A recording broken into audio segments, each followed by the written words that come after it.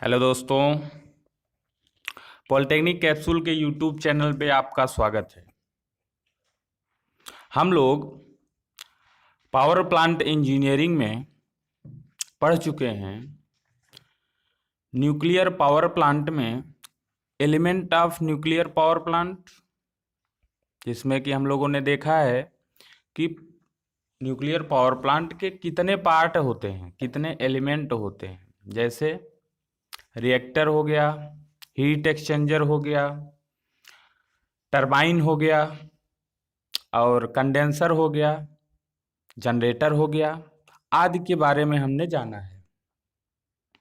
उसके बाद हम लोगों ने जाना है nuclear reactor, fuel, moderator, coolant, controlling rod इत्यादि के बारे में हम लोगों ने जाना है। आज हम लोग बात करेंगे क्लासिफिकेशन ऑफ पावर स्टेशंस, मतलब कि न्यूक्लियर पावर प्लांट कितने प्रकार के होते हैं। तो न्यूक्लियर पावर प्लांट ईंधन के इनरिचमेंट समृद्धिकरण के आधार पर 3 भागों में बांटा गया है। पहला है pressurised water reactor power plant, दूसरा है boiling water reactor power plant, तीसरा है breeder reactor power plant. Breeder reactor power plant. अब हम लोग सबसे पहले बात करेंगे pressurised water reactor. Pressurised water reactor का तात्पर्य यह है कि इस प्रकार के रिएक्टर में पानी का प्रयोग कूलेंट और मॉडरेटर के रूप में किया जाता है। रिएक्टर कोर में कूलेंट का प्रचालन उच्च दाब पर किया जाता है, जिससे उच्च तापमान पर कूलेंट उबले नहीं। इस प्रकार के रिएक्टर को हाई प्रेशर रिएक्टर भी कहते हैं। तो आप लोग यहाँ पर देख रहे हैं फिगर में, हम आपको एक बार थोड़ा इसको ब्रीफ कर देते हैं। ये हमारा रिएक्टर है, ये हमारा हीट एक्सचेंजर है, ये टरबाइन है, ये कंडेंसर है, feed water pump, coolant feed water pump. इधर से कूलेंट इन होता है हीट एक्सचेंजर में, इधर से कूलेंट आउट होता है, इधर से कूलेंट इन होता है रिएक्टर में। उसके बाद ये जनरेटर है जो अपना कार्य करता है और बिजली का उत्पादन करता है। देखिए, सबसे पहले यहाँ पर 2 चीज़ों की बात हम लोग करेंगे कि जो ये रिएक्टर है इसमें जो हम लोग कूलेंट का प्रयोग करेंगे वो भी पानी ही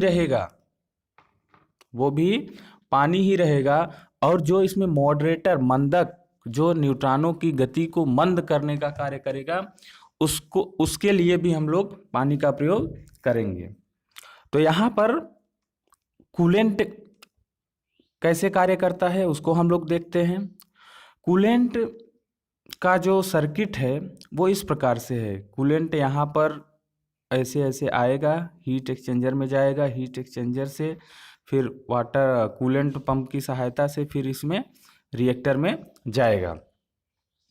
तो कूलेंट के रूप में हम लोगों ने क्या उपयोग किया है, पानी का उपयोग किया है, और इसको कूलेंट को उच्च दाब पर रखते हैं। उच्च दाब पर रखने से उच्च ताप देने पर वो पानी उबलता नहीं है, जिससे क्या होता है कि इसमें प्रॉपर जो है फ्लो बना रहता है कूलेंट का, पानी का। और ये कूलेंट क्या करता है, ये कूलेंट हीट एक्सचेंजर में ये जो भी फीड वाटर की सहायता से यहाँ पर पानी जा रहा है, फीड वाटर की सहायता से इधर पानी जा रहा है, उसको ये उष्मा अंतरित करता है, दे देता है। देने के बाद ये फिर जैसे ही ये उष्मा जो कूलेंट है उसका ताप इस फीड वाटर के संपर्क में आता है, तो ये फीड वाटर भाप में परिवर्तित हो जाता है। फीड वाटर भाप में परिवर्तित हो जाता है, और भाप में परिवर्तित होने के बाद ये जाता है टरबाइन में, और टरबाइन के ब्लेडों को धक्का देता है जिससे कि वो घूमने लगता है। टरबाइन का कार्य ही है कि वो किसी भी प्रकार की ऊर्जा को मैकेनिकल ऊर्जा में रोटेशन में बदल देता है। मतलब कि अगर आप इसमें एयर देंगे तो एयर को वो मैकेनिकल एनर्जी में कन्वर्ट कर देगा। अगर आप इसमें पानी देते हैं तो पानी को मैकेनिकल एनर्जी में कन्वर्ट कर देगा। अगर आप भाप देते हैं तो भाप को भी ये मैकेनिकल एनर्जी में कन्वर्ट कर देता है। और ये टरबाइन डायरेक्टली कनेक्टेड होता है जनरेटर से। ये टरबाइन डायरेक्टली कनेक्टेड होता है जनरेटर से। जब टरबाइन घूमता है तो टरबाइन का शाफ्ट जनरेटर के शाफ्ट से जुड़ा हुआ रहता है, और टरबाइन घूमने से जनरेटर भी घूमता है। जनरेटर घूमने से जनरेटर अपना कार्य करता है और बिजली की सप्लाई मिलना प्रारंभ हो जाती है। अब देखिए, ये तो रहा टरबाइन और जनरेटर का कार्य किस प्रकार से होता है। उसके बाद देखिए क्या होता है कि जो भाप हमने टरबाइन में दिया है, जो भाप हमने टरबाइन में दिया है, वो जब टरबाइन में यूज होने के बाद जो भाप बचता है उसको फिर हम कहाँ भेजते हैं, उसको फिर हम भेजते हैं कंडेंसर में। कंडेंसर में क्या होता है, कंडेंसर में भाप को बूंदों के रूप में परिवर्तित किया जाता है। कंडेंसर में भाप को बूंदों के रूप में परिवर्तित किया जाता है, जो फिर से फीड वाटर पंप की सहायता में हीट एक्सचेंजर में भेज दिया जाता है। ठीक है, तो इस प्रकार से ये कार्य करता है। इसका नाम है प्रेशराइज्ड वाटर रिएक्टर। ठीक है, इस प्रकार से ये कार्य करता है। सबसे इंपॉर्टेंट इसमें यह है विद्यार्थियों कि जो इसमें कूलेंट होता है वो भी पानी होता है, और मॉडरेटर होता है वो भी पानी ही होता है। और इसको प्रेशराइज्ड क्यों कहते हैं, क्योंकि ये इसका जो कूलेंट होता है, इसका जो कूलेंट होता है वो हाई प्रेशर, वो किस पे होता है, हाई प्रेशर, उच्च दाब पर होता है, इसलिए इसको हम ये हाई प्रेशर रिएक्टर बोलते हैं। अब दूसरा हमारे पास पावर प्लांट है, boiling water reactor power plant. Boiling water reactor power plant मतलब उबला हुआ जल प्रकार का रिएक्टर।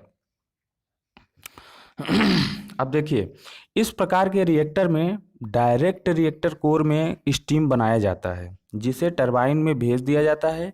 इसमें हीट एक्सचेंजर नहीं होता है। सबसे इंपॉर्टेंट चीज, इसमें हीट एक्सचेंजर नहीं होता है। देखिए यहां पर होता क्या है, देखिए एक हमारा रिएक्टर होता है। रिएक्टर में इस प्रकार की व्यवस्था की जाती है कि जो हमने कूलेंट या जो हमने कार्यकारी पदार्थ लिया है जैसे पानी, उसको हम डायरेक्ट रिएक्टर में गर्म करते हैं। डायरेक्ट रिएक्टर में गर्म करते हैं, और गर्म करने के बाद इसको फिर हम लोग डायरेक्ट कहाँ भेजते हैं, टरबाइन में भेजते हैं। टरबाइन में भेजने के बाद टरबाइन अपना कार्य करता है, मतलब कि टरबाइन भाप की ऊर्जा को यांत्रिक ऊर्जा में परिवर्तित कर देता है, घूमने वाले ऊर्जा में परिवर्तित कर देता है। और वो ऊर्जा कहाँ मिलती है, शाफ्ट में मिलती है, जो कि जनरेटर से कनेक्ट होता है। फिर जनरेटर घूमने लगता है, वो बिजली का उत्पादन करने लगता है।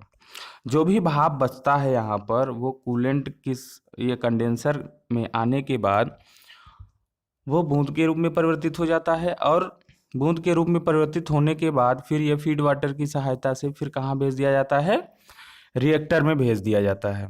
इसका सबसे बड़ा फायदा है कि इसमें हीट एक्सचेंजर नहीं होता है, डायरेक्टली रिएक्टर में ही पानी गर्म होता है। इसमें कूलेंट भी कार्यकारी पदार्थ होता है, और डायरेक्ट कार्यकारी पदार्थ को ही हम भाप में परिवर्तित कर देते हैं। ठीक है, समझ में आ गया हो तो ठीक है, नहीं तो आप कमेंट करिए, हम इसको दोबारा वीडियो बना के आपको बताएंगे। ठीक है, उसके बाद आ जाता है breeder reactor power plant. Breeder reactor power plant, या इसको हम बोलते हैं liquid metal fast breeder reactor power plant. ठीक है, liquid metal fast breeder reactor power plant. ज़्यादातर आप लोगों के किताबों में ये दूसरा वाला नाम दिया गया है, ये दूसरा वाला नाम दिया गया है, तो इसलिए हमने दोनों नाम लिखा है, ब्रीडर रिएक्टर पावर प्लांट या liquid metal fast breeder reactor power plant. अब हम लोग इस पे बात करेंगे। देखिए, इस liquid metal fast breeder reactor में सोडियम को कूलेंट के रूप में प्रयोग किया जाता है एवं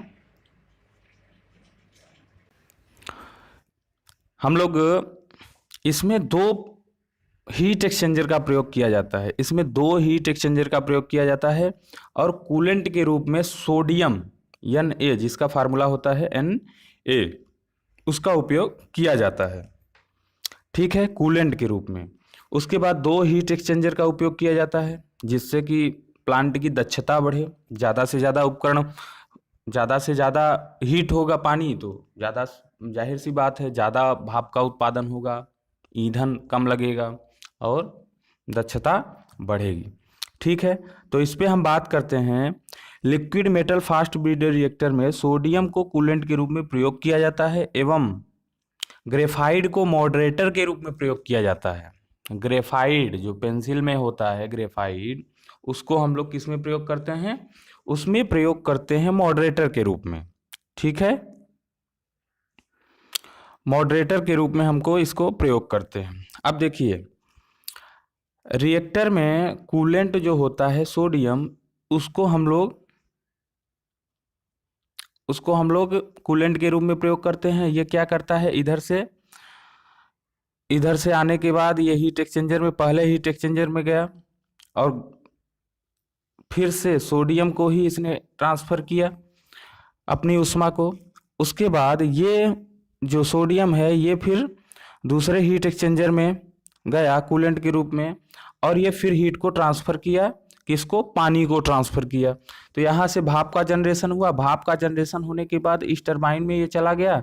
टरबाइन में जाने के बाद फिर यांत्रिक ऊर्जा में परिवर्तित हुआ। टरबाइन अपना कार्य किया। टरबाइन का कार्य है घूमना। अगर कोई भी स्टीम हुआ, वाटर हुआ, विंड हुआ, अगर टरबाइन में इसको हम तीव्र गति, निम्न दाब और तीव्र गति से इसको प्रवाहित करते हैं तो टरबाइन का सिर्फ और सिर्फ एक ही कार्य होता है कि वह उपलब्ध ऊर्जा को, वेरी वेरी इंपॉर्टेंट, वह उपलब्ध ऊर्जा को यांत्रिक ऊर्जा में परिवर्तित कर देता है। ठीक है, उसके बाद हम लोग देखते हैं कि यहाँ से जो भी भाप बचती है वो कंडेंसर में आता है। इसको मैंने आपको बता ही दिया है। उसके बाद फीड वाटर। अब यहाँ पर एक चीज नया ऐड हुआ है, फीड वाटर हीटर। यहाँ पर हम लोग बहुत बार इस पानी को गर्म करते हैं। जैसे कि यहाँ पर देख रहे हैं आप, यहाँ पर देख रहे हैं, यहाँ पर आप लोगों ने क्या देखा? यहाँ पर आप लोगों ने देखा कि एक बार हमने यहाँ पे गर्म किया, उसके बाद दूसरा हमने यहाँ पर गर्म किया। ये सब सारी चीज़ें हम लोग प्लांट की दक्षता को बढ़ाने के लिए प्रयोग करते हैं। प्लांट की दक्षता को बढ़ाने के लिए प्रयोग करते हैं। ये हो गया आपका कि कितने प्रकार के power plant, nuclear power plant होते हैं। उसके बाद हम लोग बात करते हैं advantage of nuclear power plant. यह कम स्थान घेरता है, बहुत बहुत इंपॉर्टेंट है। जानते हैं, न्यूक्लियर पावर प्लांट अन्य पावर प्लांटों की अपेक्षा, आप हाइड्रो पावर प्लांट ले लीजिए, आप थर्मल पावर प्लांट ले लीजिए, उन सबसे बहुत ही इफिशियंट होता है कम स्थान घेरने में। ठीक है, उसके बाद यह बहुत क्लीन होता है। भाई इसमें ईंधन उतना ज़्यादा प्रयोग नहीं होता है, प्रदूषण तो उत्पन्न होता है लेकिन इसमें ईंधन इस प्रकार का उपयोग होता है कि ये क्लीन इसको रखा जा सकता है। सभी मौसम में कार्य करता है। इस पे मौसम का कोई प्रभाव नहीं पड़ता है। ठंडी, गर्मी, बरसात, सारे मौसम में, सभी मौसमों में ये अच्छा कार्य करता है। जीवाश्म ईंधन की बचत होती है।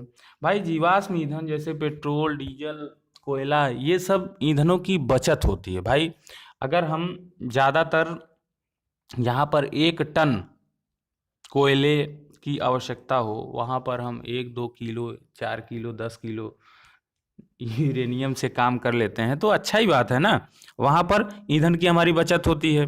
उसके बाद यह विस्फोटक बनाने में इसका प्रयोग होता है। ये जान लीजिए कि जो बम वगैरह बनते हैं ना, उसका भी यहाँ पे निर्माण हो सकता है। पावर प्लांट में विस्फोटक का निर्माण हो सकता है। ठीक है, उसके बाद हम लोग देखेंगे disadvantage of nuclear power plant.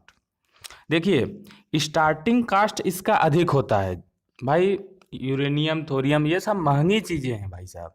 इसमें जो है पैसा ज़्यादा लगता है और ज़्यादा लगने की वजह से इसका इनिशियल कास्ट, प्रारंभिक कास्ट बढ़ जाता है, प्रारंभिक खर्चा बढ़ जाता है।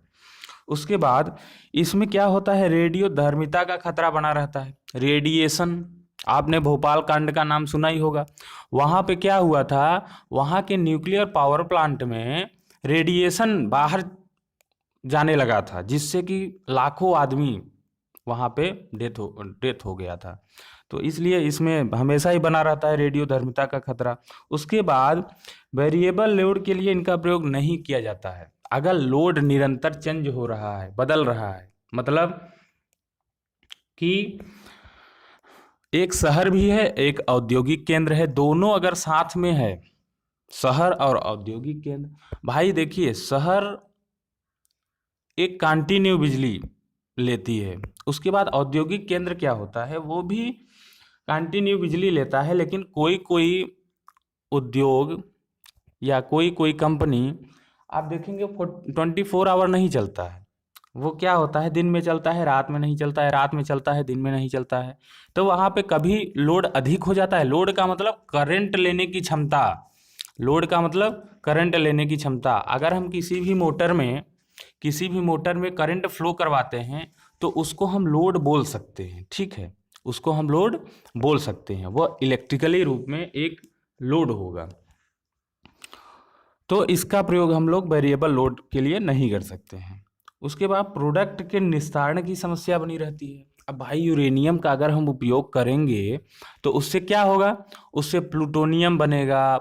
92 टाइप्स ऑफ इसके अदर प्रोडक्ट होते हैं, तो उनके निस्तारण की समस्या हमेशा बरकरार रहती है।